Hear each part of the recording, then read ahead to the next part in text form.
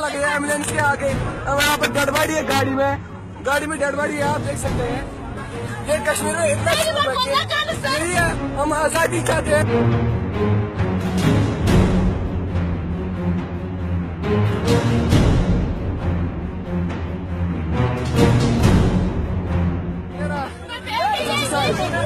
देखिए इसने चाबी ली।